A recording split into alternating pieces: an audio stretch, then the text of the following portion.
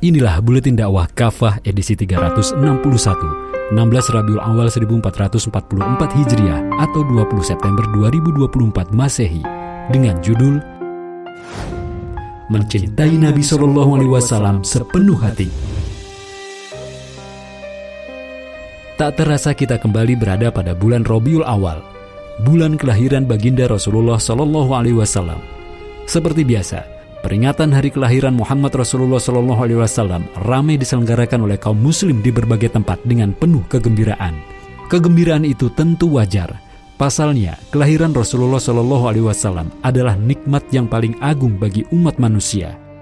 Dalam Quran Surat Ali Imran ayat 164, Allah Subhanahu wa Ta'ala berfirman yang artinya, sungguh Allah telah memberi kaum mukmin karunia ketika Dia mengutus seorang Rasul Muhammad di tengah-tengah mereka dari kalangan mereka sendiri. Ia membacakan kepada mereka ayat-ayatnya, menyucikan jiwa mereka, serta mengajari mereka Alkitab atau Al-Quran dan hikmah atau As-Sunnah, meskipun sebelumnya mereka benar-benar dalam kesesatan yang nyata.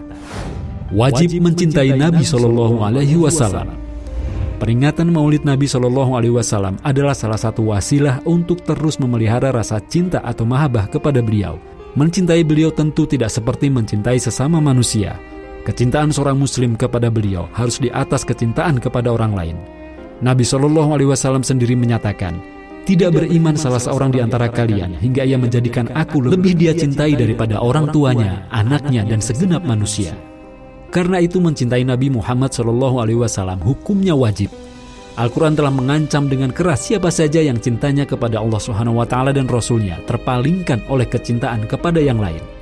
Dalam Quran Surat At-Taubah ayat 24, Allah SWT berfirman, yang artinya, katakanlah, jika bapak-bapak kalian, anak-anak kalian, saudara-saudara kalian, istri-istri kalian dan keluarga kalian, juga harta kekayaan yang kalian usahakan, perniagaan yang kalian khawatirkan kerugiannya, dan tempat tinggal yang kalian sukai adalah lebih kalian cintai daripada Allah dan Rasulnya, serta dari jihad di jalannya, maka tunggulah sampai Allah mendatangkan keputusan atau azabnya. Allah tidak memberikan petunjuk kepada kaum yang fasik. Siapapun yang mencintai Allah SWT dan Rasulnya sepenuh hati, yang terus ia pertahankan sampai mati, ia pasti akan bersama-sama dengan beliau di surganya nanti. Beliau bersabda, engkau akan bersama dengan orang yang engkau cintai. Hadis riwayat Al-Bukhari. Haram menyakiti Nabi SAW. Jika memang mencintai Nabi SAW setulus dan sepenuh hati, seorang muslim tidak boleh sedikit pun menyakiti hati beliau. Allah SWT telah mengancam dengan keras siapa saja yang menyakiti beliau, sebagaimana firman-Nya dalam Quran Surat At-Taubah ayat 61, yang artinya, orang-orang yang menyakiti Rasulullah itu bagi mereka azab yang pedih. Jika memang mencintai Nabi SAW setulus dan sepenuh hati, seorang muslim juga tidak boleh sedikit pun membuat beliau marah. Apa yang bisa membuat beliau marah? Jawabannya dituturkan oleh Ummul Mukminin Aisyah radhiyallahu an. Rasulullah SAW pernah datang menemui diriku dalam keadaan marah. Aku berkata, siapa yang telah membuat engkau marah, wahai Rasulullah? Semoga Allah memasukkan mereka ke dalam neraka. Beliau menjawab, bagaimana perasaanmu ketika aku memerintahkan orang-orang dengan satu perintah, lalu mereka bimbang atau ragu untuk melaksanakan perintah tersebut? Hadis riwayat Muslim dan Ibnu Hibban. Dengan demikian, jelas bahwa bukti cinta hakiki kepada Nabi SAW adalah mentaati beliau tanpa bimbang dan ragu. Ketaatan kaum muslim kepada beliau akan mengantarkan mereka ke dalam surganya. Hal ini telah ditegaskan oleh beliau sendiri dalam sabdanya, setiap umatku akan masuk surga kecuali yang enggan. Para sahabat bertanya, wahai Rasulullah, siapa yang enggan? Beliau menjawab, siapa yang mentaati aku pasti masuk surga, dan siapa yang membangkang kepadaku berarti ia enggan masuk surga. Hadis riwayat Al-Bukhari. Totalitas dalam ketaatan. Bukti cinta kepada Nabi SAW tidak lain adalah ketaatan total kepada beliau. Sebagaimana dinukil oleh Imam Al-Qushairi dalam risalah Al-Qushairiyah. Sungguh di antara tanda cinta itu adalah taat. Jika memang demikian kenyataannya, maka kaum muslim wajib mentaati Rasulullah Muhammad SAW dalam seluruh aspek kehidupan beliau. Bukan sekedar dalam aspek ibadah ritual dan akhlak beliau saja. Hal ini sekaligus menjadi bukti cinta hakiki kepada Allah SWT, sebagaimana firman-Nya dalam Quran Surat Al-Imran ayat 31 yang artinya, katakanlah, jika kalian benar-benar mencintai Allah, ikutilah aku. Dalam ayat di atas, fasafattabi'uni, ikutilah aku, bermakna umum karena memang tidak ada indikasi adanya pengkhususan atau takhsis, pembatasan atau takyid, dan penekanan atau tahsyir, hanya pada aspek-aspek tertentu yang dipraktikkan Nabi SAW. Dalam Quran Surat Al-Qalam ayat 4, Allah SWT juga berfirman, yang artinya, sungguh engkau Muhammad berada di atas khuluq yang agung. Di dalam tafsirnya, Imam Jalalain menyatakan bahwa kata khuluq dalam ayat di atas bermakna din, atau agama, atau jalan hidup. Dengan demikian, ayat di atas bisa dimaknai, sungguh engkau berada di atas agama atau jalan hidup yang agung. Tegasnya, menurut Imam Ibnu Katsir, dengan mengutip pendapat Ibnu Abbas, ayat itu bermakna, sungguh engkau berada di atas agama atau jalan hidup yang agung, yakni Islam.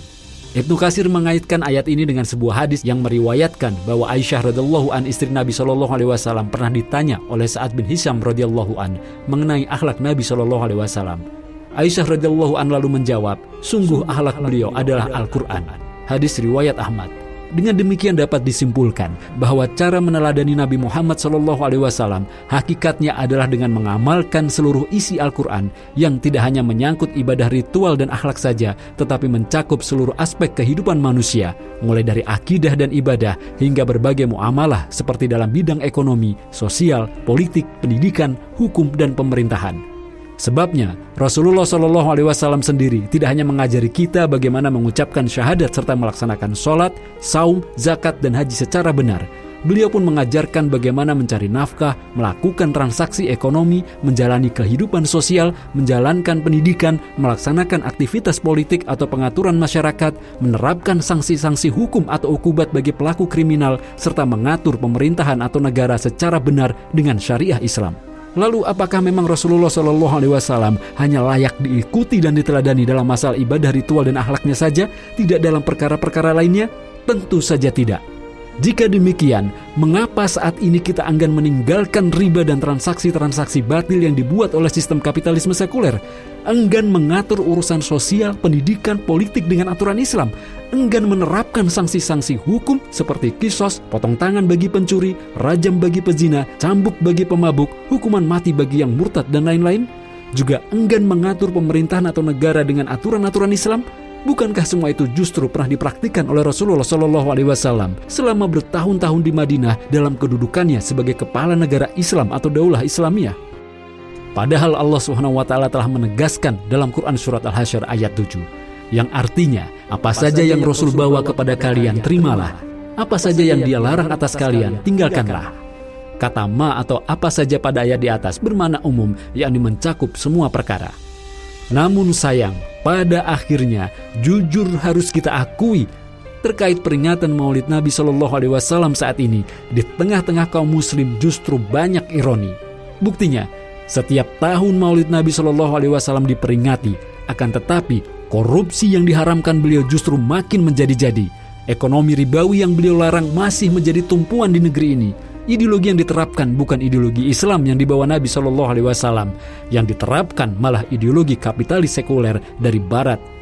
Ideologi kapitalis sekuler dari Barat yang justru bertentangan dengan tuntunan beliau. Al-Quran dan As-Sunnah sebagai sumber hukum peninggalan beliau juga terus dilucuti. Sementara hukum-hukum sekuler yang lahir dari proses demokrasi dianggap yang paling layak diikuti.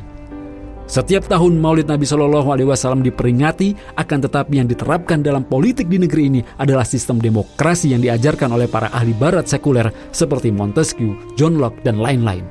Bukan sistem pemerintahan Islam yang diwariskan Nabi SAW, yakni khilafah Islamiyah, dan dipraktekkan oleh Khulafaur Rasyidin. Padahal Rasulullah SAW telah bersabda, kalian wajib berpegang pada sunnahku dan sunnah Khulafaur Rasyidin yang mendapat petunjuk. Berpegang teguhlah kepada sunnah itu dan gigitlah itu erat-erat dengan gigi geraham. Hadis riwayat Ahmad, Abu Daud, Ibnu Majah, dan At-Tirmizi.